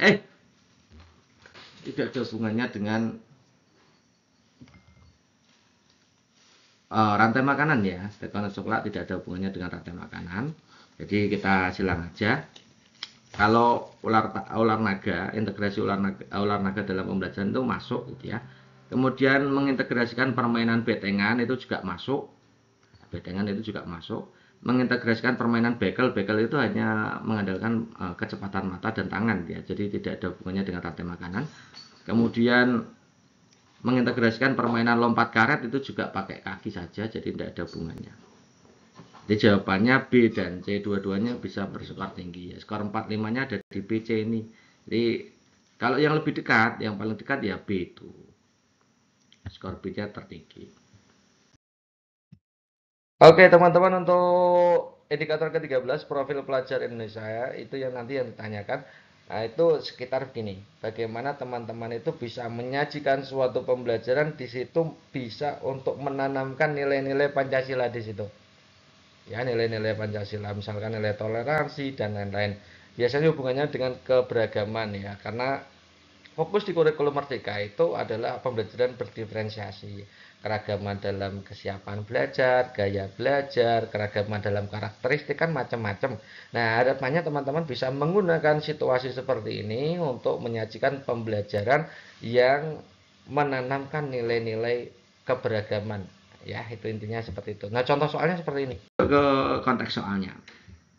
Anda adalah seorang guru di mana kelas yang Anda ampu terdiri dari berbagai latar belakang sosial, budaya, agama, ekonomi yang beragam. Nah, ini ada diksi itu kan. Jadi nanti kita pakai indikator itu. Pada pembelajaran PPKN kali ini Anda mengajarkan tentang nilai-nilai toleransi, kerjasama, saling menghargai di masyarakat. Anda ingin memastikan bahwa semua peserta didik merasa nyaman dihargai di kelas, serta memahami bagaimana mereka bisa menerapkan nilai-nilai tersebut. Oke ya. Apa yang Anda lakukan atau langkah apa yang sebaiknya teman-teman lakukan? Yang A, membuat diskusi kelompok di mana siswa saling berbagi tentang budaya tradisi mereka. Jadi perbedaan itu nanti digunakan sebagai sumber karena berbagi tentang budaya tradisi gitu ya. Agar mereka dapat mengenal menghargai perbedaan. Jadi prinsip-prinsipnya jadi menghargai, terus adanya mengenal dan menghargai, nanti ujung-ujungnya ke toleransi kan. Kayak yang A ini bagus sekali. Yang B, memberikan contoh-contoh cerita dari berbagai budaya dan agama yang relevan dengan nilai toleransi, meminta siswa untuk merefleksikan cara penerapan nilai tersebut di lingkungan sekitar. Nah, memberikan contoh-contoh padahal di situ anak-anak sudah punya latar belakang sosial budaya kok memberikan contoh-contoh cerita. Ngapain kita harus memanfaatkan perbedaan yang ada. Jadi yang B ini tidak menggunakan perbedaan sebagai sumber belajar. Yang C mengajarkan nilai-nilai toleransi dan saling menghargai dengan fokus pada nilai universal tanpa membahas contoh spesifik, ini juga tidak menggunakan. Yang D membagi siswa menjadi beberapa kelompok berdasarkan latar belakang sosial dan budaya mereka agar mereka saling berdiskusi nilai toleransi dalam kelompok yang lebih nyaman, lalu meminta perwakilan kelompok. Nah, ini berarti memisahkan peserta didik pada masing-masing, misalkan suku ya sukunya ini di kelompok A, sukunya ini B, atau agamanya ini di kelompok apa. Ini tidak mencerminkan, tidak menggunakan, ini saya kira tidak menggunakan perbedaan itu dalam konteks pembagian kelompok. Harusnya kalau satu kelompok itu dibagi dari berbagai jenis latar belakang supaya saling mengenal. Gitu ya, jadi ini kurang tepat. Yang E mengadakan kegiatan kolaboratif yang melibatkan siswa dari berbagai latar belakang, oke. Membuat proyek kelas bersama, oke, ini good sekali, bagus sekali, ini juga skornya tinggi pasti ya. Menekankan nilai kerjasama untuk menunjukkan bahwa mereka bisa bekerja sama meski berbeda. Oke, bagus. Ini penggunaannya dalam hal proses ya, pembagian kelompok. Kemudian di situ juga digunakan dalam proyek kelas bersama, ini proyek kolaboratif. Ini juga bagus. Kalau E ini fokusnya di proses, kalau A ini masuknya fokusnya di sumber. Jadi dua-duanya nilainya kemungkinan besar adalah tinggi. Nah, kalau teman-teman suruh milih yang mana? Ada teman-teman yang punya triks, kalau ada dua yang kira-kira sama, itu pilih yang apa namanya itu, kata-katanya lebih panjang. Tapi kalau saya tidak, nilai yang lebih banyak digunakan yang itu yang jawabannya. Ya. Kalau A digunakan sebagai sumber, itu lebih bagus daripada hanya sekedar sebagai pembagi kolaboratif. Proses kolaboratif ya. Jadi jawaban terbaiknya saya kira yang A. Tapi teman-teman kalau jawab E tidak apa-apa, E skornya juga tinggi. Jadi fokusnya ke skor 4-5 saja. Skor 4 atau skor 5. Jangan sampai teman-teman itu masuk ke skor 1-2 gitu ya teman-teman ya. Next, loncat ke 37 tentang diversity. Jadi diversity itu artinya keberagaman nih, sama dengan yang profil pelajar Indonesia tadi ya. Jadi bagaimana teman-teman menciptakan suatu pembelajaran yang di situ itu teman-teman itu bisa memfasilitasi berbagai keragaman. Ada keberagaman gaya belajar, keberagaman latar belakang dan lain-lain lah. Banyak keragaman di situ. Nah, itu kunci dari diversity ya teman-teman ya. Model soalnya seperti ini teman-teman. Anda adalah seorang guru yang mengajar materi membaca dan menulis. Di dalam kelas terdapat siswa dengan beragam kemampuan membaca, dari yang sudah lancar hingga kesulitan mengenali huruf. Tujuan pembelajaran Anda adalah agar semua siswa di kelas bisa mencapai kemampuan membaca dasar yang memadai. Anda menyadari bahwa pendekatan yang tepat harus sesuai dengan tahapan perkembangan dan karakteristik siswa. Itu berarti pakai indikator tadi ya.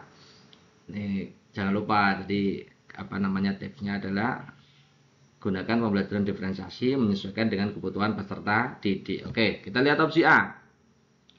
Mengelompokkan siswa berdasarkan tingkat kemampuan membaca mereka, memberikan latihan yang berbeda. Oke, berarti itu melaksanakan prinsip diferensiasi untuk setiap kelompok agar sesuai dengan kebutuhan belajar masing-masing. Coach ini sangat mengedepankan prinsip diferensiasi belajar. A ini bagus sekali. Mungkin skor tingginya ada di A.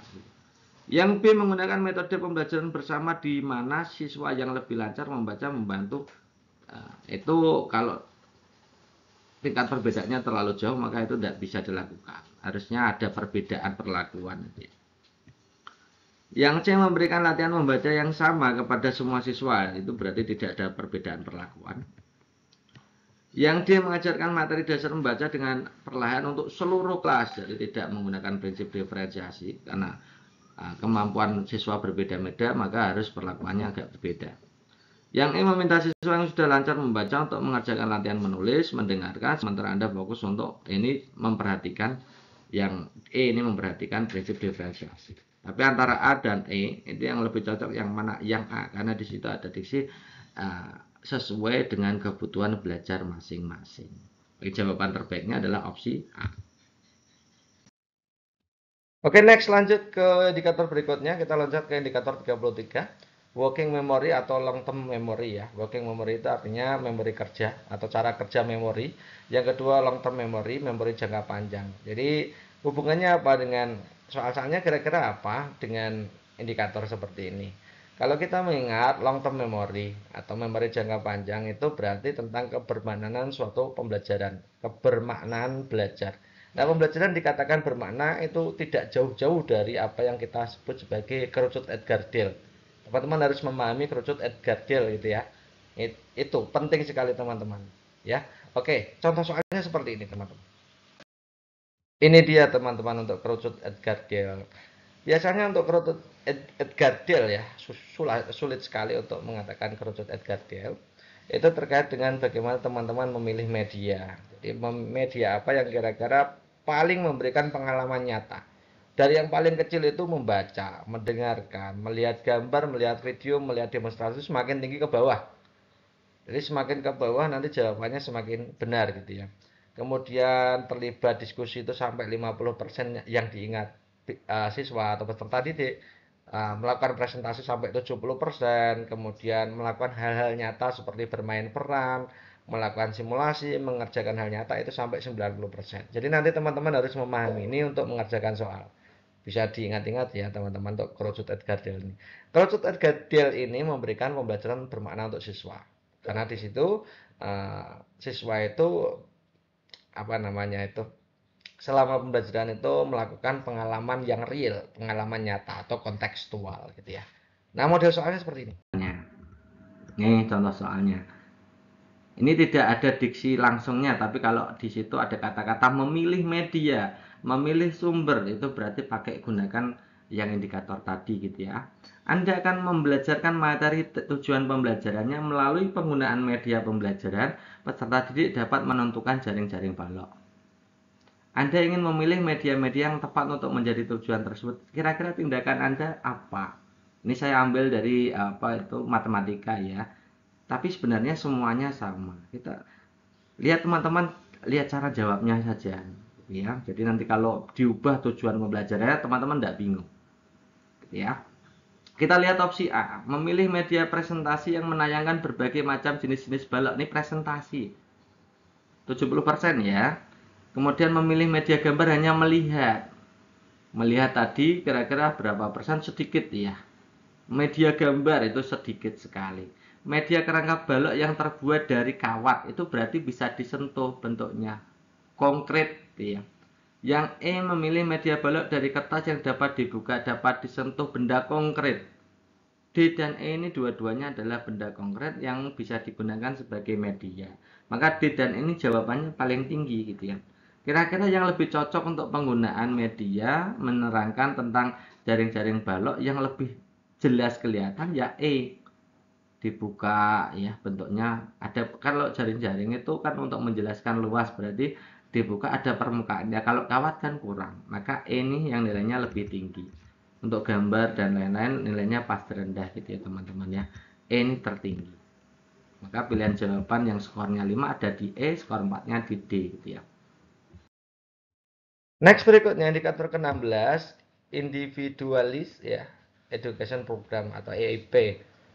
Artinya sebenarnya ini ya terkait dengan pembelajaran program pembelajaran individual dan prinsip-prinsip pembelajaran diferensiasi. Nanti berarti soal-soalnya terkait dengan bagaimana teman-teman menyajikan pembelajaran diferensiasi gitu ya. Model soalnya seperti ini. Ini contoh soal SJT-nya begini. Anda memiliki peserta didik yang beragam dengan gaya belajar, ada yang visual dan kinestetik. Sebagian besar menyukai belajar dengan visual grafis. Sebagian kecil atau beberapa peserta didik lebih efektif dengan melakukan percobaan langsung. Jadi dalam satu kelas ada 2 itu aja ya. Kemudian pertanyaannya adalah rancangan pembelajaran yang sebaiknya Anda buat sesuai untuk kedua peserta didik tersebut adalah titik-titik. Kita lihat ya. Opsi A, memilih pendekatan pembelajaran penjelasan klasikal. Nah, teman-teman tahu pembelajaran klasikal itu khusus untuk ya cocoknya hanya untuk peserta didik auditori, padahal di situ ada gaya belajar visual dari estetik itu jauh sekali. Ini pasti skornya mungkin paling rendah gitu ya nanti. Jadi teman-teman untuk soal SJT itu semuanya berskor. Ya, jangan khawatir. Maka teman-teman harus menjawab meskipun waktunya habis ya jawab aja asal gitu tidak apa-apa. Kemudian yang B, strategi belajar peserta didik menggunakan metode eksplorasi lingkungan. Eksplorasi lingkungan maksudnya di kinestetik, jadi fokusnya hanya di kinestetik gitu.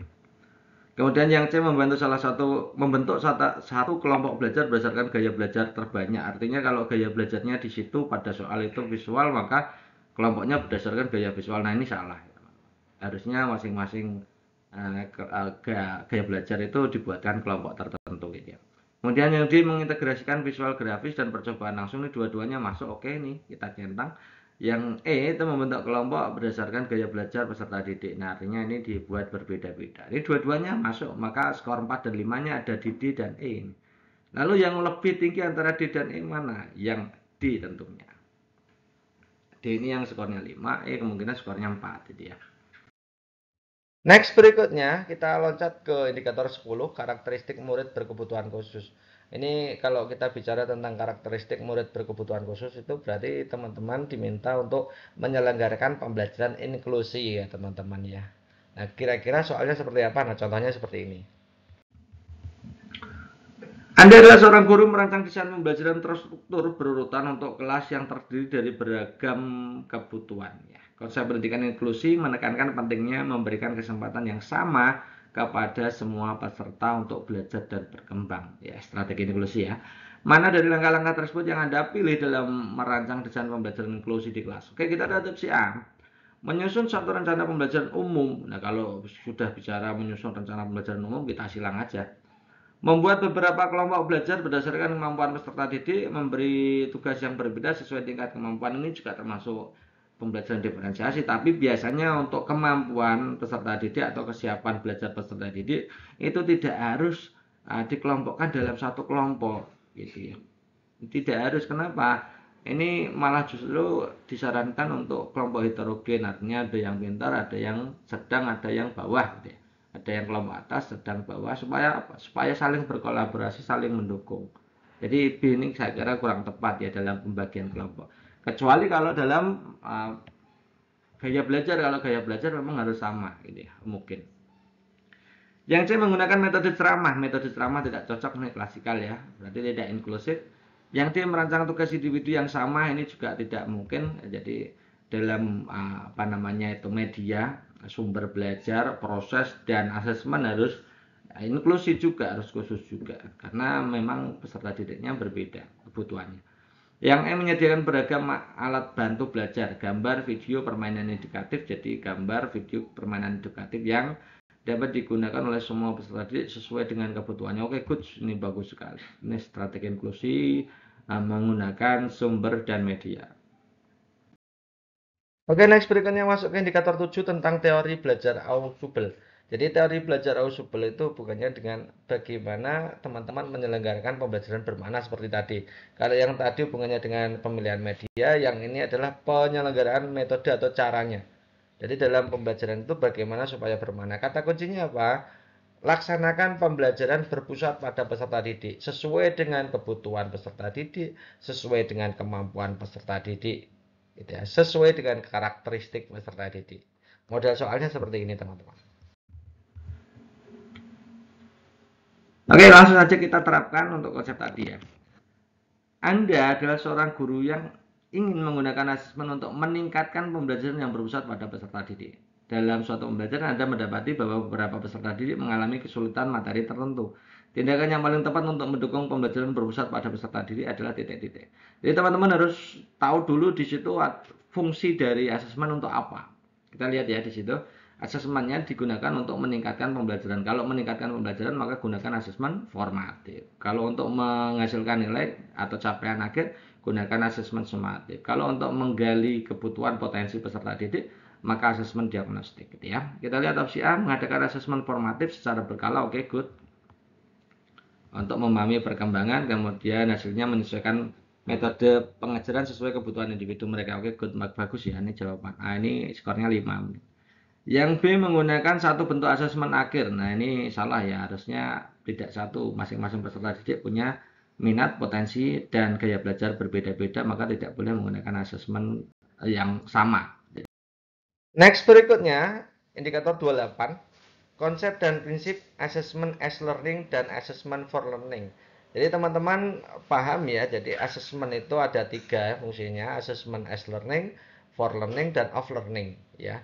As learning dan for learning itu biasanya dilakukan ketika pembelajaran formatif ya, pembelajaran formatif, assessment formatif. Nah, sementara off learning itu biasanya dilakukan di akhir atau sumatifnya. Nah, jadi teman-teman nanti yang dipelajari adalah pembelajaran tentang asesmen diagnostik, asesmen formatif, dan asesmen of ya, asesmen sumatif ya. Itu yang terkait dengan asesmen as learning dan asesmen for learning serta asesmen of learning gitu ya. Ada 3. Nah, contoh soalnya seperti ini.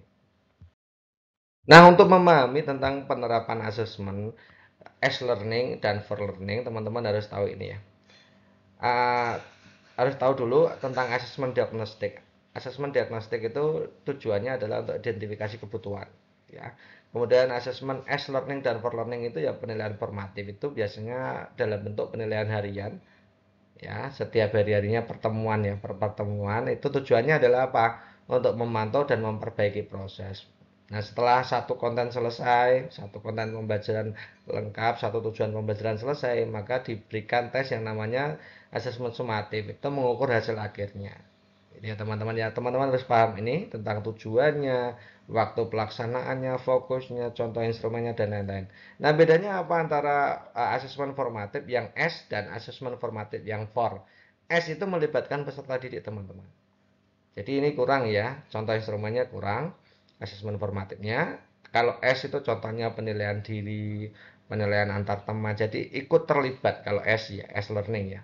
Peserta didik dilibatkan dalam perencanaan penilaian sampai pelaksanaan dan evaluasinya. Nah, kalau yang for itu tidak. For learning itu ya seperti kuis, diskusi, dan lain-lain itu hanya untuk melihat apa namanya itu perkembangan belajar peserta didiknya, kira-kira sudah bisa apa belum itu. Kalau belum, perbaiki lagi. Nah, gitu ya teman-teman, bedanya di situ. Nah, model soalnya seperti ini, teman. Oke, langsung saja kita terapkan untuk konsep tadi ya. Anda adalah seorang guru yang ingin menggunakan asesmen untuk meningkatkan pembelajaran yang berpusat pada peserta didik. Dalam suatu pembelajaran, Anda mendapati bahwa beberapa peserta didik mengalami kesulitan materi tertentu. Tindakan yang paling tepat untuk mendukung pembelajaran berpusat pada peserta didik adalah titik-titik. Jadi teman-teman harus tahu dulu di situ fungsi dari asesmen untuk apa. Kita lihat ya di situ. Asesmennya digunakan untuk meningkatkan pembelajaran. Kalau meningkatkan pembelajaran, maka gunakan asesmen formatif. Kalau untuk menghasilkan nilai atau capaian akhir, gunakan asesmen sumatif. Kalau untuk menggali kebutuhan potensi peserta didik, maka asesmen diagnostik gitu ya. Kita lihat opsi A, mengadakan asesmen formatif secara berkala. Oke, good. Untuk memahami perkembangan, kemudian hasilnya menyesuaikan metode pengajaran sesuai kebutuhan individu mereka. Oke, good, bagus ya. Ini jawaban A, ini skornya 5. Yang B menggunakan satu bentuk asesmen akhir. Nah, ini salah ya, harusnya tidak satu. Masing-masing peserta didik punya minat, potensi, dan gaya belajar berbeda-beda, maka tidak boleh menggunakan asesmen yang sama. Next berikutnya tentang teori dasar komunikasi. Teori dasar komunikasi ini penting dilakukan oleh guru karena guru harus memiliki kompetensi kepribadian. Salah satunya bagaimana mengkomunikasikan empati kepada peserta didik. Contoh soalnya seperti ini. Dijawab dulu, saya kasih waktu 1 menit aja ya. Oke, sudah ya, anggap saja sudah. Nanti kita akan analisa bersama kira-kira jawaban teman-teman itu benar apa salah. Anda dan peserta didik telah membuat kesepakatan kelas bersama bahwa pengurangan nilai akan diberikan jika terlambat mengumpulkan tugas. Namun salah satu peserta didik Anda terus-menerus terlambat mengumpulkan tugas dan tampak menyepelekan aturan. Ini juga perilaku sulit kan, anak yang tidak suka mengumpulkan tugas selalu menyepelekan itu ya. Langkah yang sebaiknya Anda lakukan adalah titik-titik. Kita lihat opsi A, memanggil peserta didik tersebut untuk berbicara secara pribadi, berarti pendekatan empati. Menanyakan alasan keterlambatannya, oke, mengingatkan tentang kesepakatan kelas yang dibuat. Ini good, yang A ini bagus sekali, kita kasih cetak. Memberikan pengurangan nilai pada tugasnya sesuai aturan yang telah disepakati, ini bagus juga, tapi skornya pasti lebih rendah ya. Mengumumkan kepada seluruh kelas bahwa konsekuensi keterlambatan akan diterapkan secara tegas mulai sekarang tanpa kecualian. Itu kan sudah diterapkan, kenapa diulangi lagi? Itu tindakan yang tidak efektif. Kita silang aja. Mengabaikan tidak usah dibaca seterusnya. Pasti bukan skor tertingginya di situ. Memberikan satu peringatan terakhir, peringatan lagi juga tidak efektif. Maka jawaban terbaiknya yang mengedepankan pendekatan empati atau personal, kemudian mencari solusi, ada upaya pembinaan perilaku adalah opsi A. Jawabannya gitu ya, yang skornya kira-kira tertinggi. Nah, skor tertinggi kedua kemungkinan besar adalah B. Karena aturan sudah dibuat, ya B itu. 24. Anda adalah seorang guru di sekolah X. Salah satu siswa di kelas sering menyela Anda saat menjelaskan materi dan menunjukkan sikap kurang sopan. Nah, ini perilaku sulitnya siswa di situ. Setelah beberapa kali diperingatkan, siswa tersebut masih belum menunjukkan perubahan perilaku. Apa yang akan Anda lakukan? Oke, tadi teman-teman ingat ya trik yang saya berikan ya. Hindari pemakluman, hindari hukuman, kemudian ciptakan suasana nyaman, jangan menghardik dan lain-lain. Gitu ya. Kita lihat opsi A, memberikan hukuman yang lebih keras. Ini berarti bukan jawabannya. Hasilnya bukan jawaban dengan skor tertinggi gitu ya. Karena soal SJT semuanya berskor teman-teman. Kalau saya analisa opsi jawabannya berdasarkan skor nanti terlalu lama kita bahasnya gitu ya.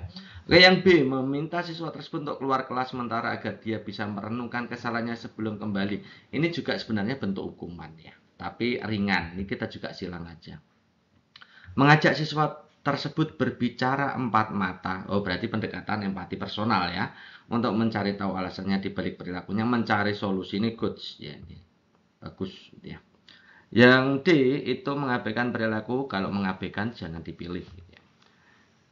Yang M mengalihkan perhatian siswa dengan memberi tanggung jawab tertentu di kelas ini bagus juga. Tapi yang lebih mengedepankan pendekatan empati atau pendekatan personal, mencari solusi, pembinaan perilaku jelas C. Nah, begitu cara jawabnya. Teman-teman bisa coba ini, silakan teman-teman. Oke, next berikutnya, keterkaitan suatu konsep dengan konsep yang lain. Biasanya soal-soal yang berhubungan dan keterkaitan suatu konsep dengan konsep yang lain itu biasanya penggunaan apa itu namanya, media ICT ya teman-teman. Teman-teman harus bisa menggunakan media ICT terhadap pembelajaran yang relevan dengan pembelajaran itu. Nah, contoh soalnya seperti ini. Seperti apa? Kita lihat. Anda akan mengajarkan konten dengan tujuan pembelajaran yang ingin dicapai adalah peserta didik dapat menyebutkan contoh hak dan kewajiban. Menyebutkan contoh hak dan kewajiban warga negara dalam Undang-Undang Dasar Negara Republik Indonesia tahun 45. Anda ingin menunjukkan contoh pelaksanaan hak dan kewajiban dalam kehidupan sehari-hari. Kira-kira tindakan Anda dalam memilih media ICT itu yang kira-kira yang benar yang mana? Tindakan dari A sampai E kita akan analisa. Yang A memilih media gambar. Nah, media gambar itu kan ICT-nya tingkat rendah ya. Kemudian bagan juga rendah. Infografis itu juga bentuknya ya juga seperti bagan, itu juga rendah. Video ini bagus, ya, video itu lebih realistis lah gitu ya. Nah, buku cerita itu jelek gitu ya. Mungkin lebih paling rendah ya buku cerita itu. Media gambar itu bisa mengaktifkan bernalar kritis, bahkan juga demikian, infografis juga demikian. Yang D ini yang paling bagus, yang paling tinggi ya video ya, pelaksanaan hak dan kewajiban. Oke, next berikutnya indikator 29 ini tentang pemanfaatan hasil asesmen.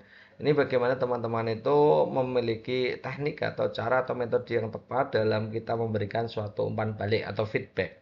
Nah, model soalnya seperti ini. Konteks soalnya, Anda mengerti beberapa peserta didik mengalami kesulitan dalam memahami konsep pecahan dalam pelajaran matematika. Setelah melakukan evaluasi, Anda ingin memberikan umpan balik efektif ya. Kira-kira tindakan yang Anda lakukan yang mana? Ini berhubungan dengan umpan balik. Banyak siswa yang kesulitan. Ya ini beberapa. Jadi fokusnya ke beberapa peserta didik mengalami kesulitan. Yang A, memberikan penjelasan ulang di depan kelas itu berarti keseluruhan. Padahal tadi tipsnya apa? Pilih umpan balik yang scaffolding, yang membantu individu yang kesulitan saja. Kayak gitu ya. Jadi yang A ini basisnya masih kelas. Yang B menyampaikan secara umum di kelas berarti basisnya masih kelas. Pada yang bermasalah atau yang mengalami kesulitan hanya beberapa peserta didik, gitu ya. Yang C, mengundang setiap peserta didik yang mengalami kesulitan untuk diskusi secara individual mengenai area yang perlu ditingkatkan, memberikan tips belajar spesifik. Ini eksklusif sekali. Ya, pembelajaran berbantuan individu, kasih bantuan individu atau scaffolding. Kasih tip belajar spesifiknya. Good, yang C ini kemungkinan besar jawabannya itu yang skornya paling tinggi. Yang D, menyediakan video tutorial tambahan tentang pecahan dan membaginya kepada semua peserta didik, berarti basisnya kelas. Skornya pasti rendah. Memberi tes ulang pada peserta didik yang mengalami kesulitan untuk mengidentifikasi bagian mana yang masih perlu diperbaiki. Ini sudah berbasis individu, bagus. Tapi pemberian tes ulang kan lucu. Oh, siswa kesulitan kok dikasih tes ulang. Jadi skor tertingginya pasti C, baru E, yang lain menyesuaikan. Iya teman-teman ya. Ini jawabannya. Oke, itu dulu teman-teman untuk pembahasan kita kali ini. Tetap stay tune di channel kita tercinta. Dan jangan lupa berikan komentar teman-teman pada video ini, ada yang bertanya atau apa atau diskusi tentang apa, silahkan teman-teman tulis di kolom komentar gitu ya. Terima kasih atas perhatiannya. Wassalamualaikum warahmatullahi wabarakatuh.